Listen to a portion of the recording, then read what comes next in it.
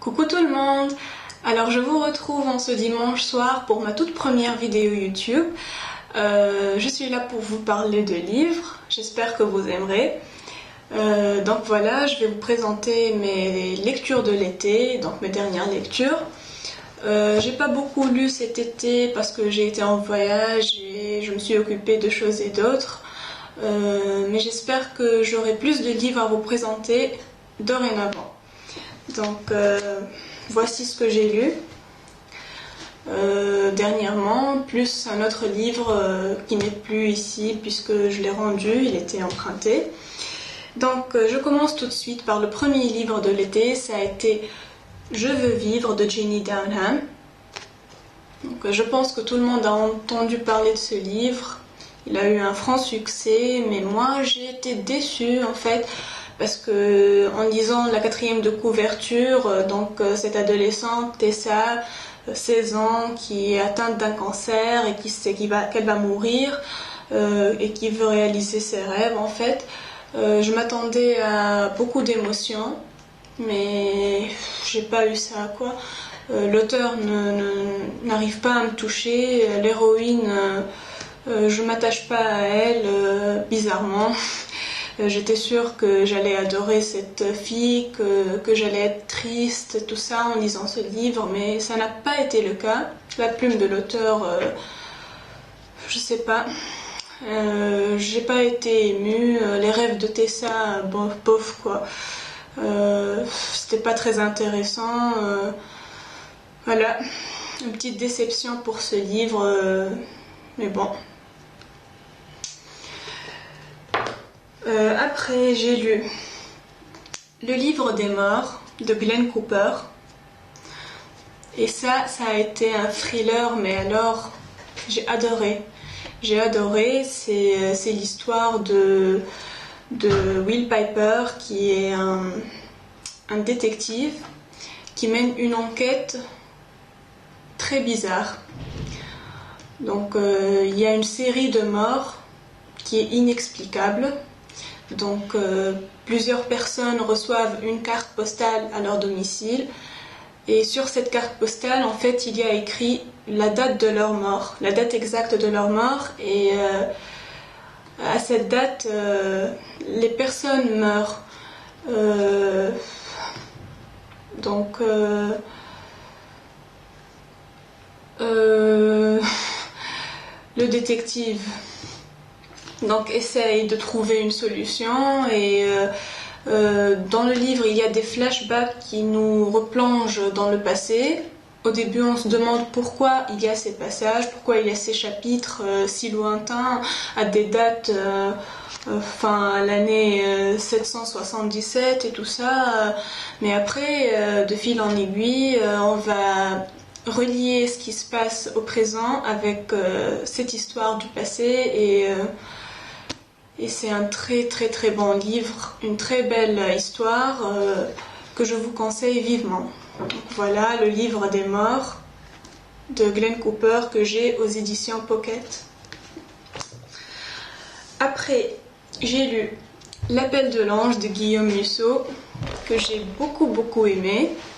Donc c'est mon deuxième Musso, j'avais commencé par Seras-tu là que j'avais adoré, vraiment je suis tombée amoureuse de Guillaume Musso quand j'ai lu ce premier livre et donc j'ai lu par la suite L'appel de l'ange, j'ai beaucoup aimé ce livre, donc l'histoire de Madeleine et de Jonathan qui ne se connaissent pas, qui se rencontrent dans un aéroport juste parce qu'ils font tomber leur téléphone portable au même moment parce qu'ils se rentrent dedans et chacun prend par erreur le téléphone de l'autre, chacun repart dans sa ville, ils habitent en fait l'une en France, l'autre en Amérique et là ils vont découvrir la vie de l'autre grâce au téléphone, donc une très très belle histoire.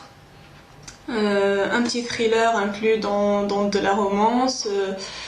J'ai beaucoup aimé ce livre, je vous le conseille aussi. Donc Musso, L'appel de l'ange. Donc par la suite j'ai lu L'autre homme de ma vie d'Emily Giffin. Voilà, donc aux éditions J'ai lu.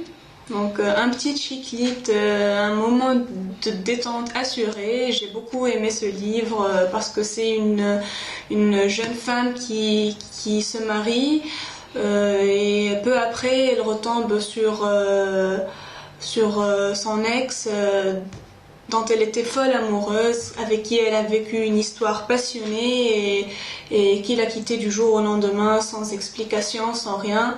Donc voilà, elle va se retrouver face à un dilemme, rester avec son mari ou retourner avec son ex. Et donc tout au long de l'histoire, on ne sait pas qui elle va choisir. Et voilà, donc j'ai beaucoup aimé ce livre aussi. J'ai été contente du choix qu'elle a fait, l'héroïne. Voilà quoi, je vous conseille ce livre aussi, il est super. Bonne surprise. Après, j'ai lu un livre de Mary Higgins Clark, une auteure que j'affectionne particulièrement. Et il s'agissait de La nuit et mon royaume. Je n'ai pas le livre ici parce que je l'avais emprunté à ma tante et je l'ai rendu. C'est un thriller, bien sûr, avec Mary Higgins Clark, c'est toujours ça. Voilà, une héroïne qui retrouve ses anciens camarades de lycée et elle reçoit une menace de mort pour sa fille. Au même moment, en même temps, il y a beaucoup de camarades de classe, filles avec qui elle était, qui sont assassinées, comme par hasard, les filles de la même classe qui étaient assises à la même table à la cantine. Donc, de ces filles, il restait plus qu'elle et une autre camarade. Donc, tout le monde est suspect. Tous les garçons de la classe qui sont présents dans cette réunion d'anciens élèves. Et voilà quoi. Avec Mary Higgins Clark, on connaît toujours le meurtrier qu'à la fin. Elle nous mène par le bout du nez, on suspecte tout le monde et voilà quoi. Un bon Mary Higgins Clark, La nuit et mon royaume. Lisez-le si vous en avez l'occasion, il est super. Donc j'ai fini l'été avec un classique qui attendait sur mon étagère depuis 10 ans. J'ai jamais eu le courage de le lire parce que quand j'étais au lycée, je lisais beaucoup de classiques pour mes dissertations et je saturais quoi. Une fois fini le lycée, je lisais plus que du contemporain, mais plus de classiques. Et donc, je sais pas comment, l'envie m'a pris de lire Madame Bovary de Gustave Flaubert. Un peu lent. J'ai bloqué dessus. J'ai mis beaucoup de temps pour le finir, mais finalement c'est pas mal comme histoire. C'est donc Emma. Il s'agit de Emma qui se marie à Charles Bovary et qui n'est pas du tout satisfaite de sa vie avec lui, elle n'est pas amoureuse de lui, elle lit beaucoup de romans, elle veut elle s'identifie aux personnages de ces romans qui sont des amoureux passionnés, donc elle va avoir des amants, elle va tromper son mari, elle va vivre des histoires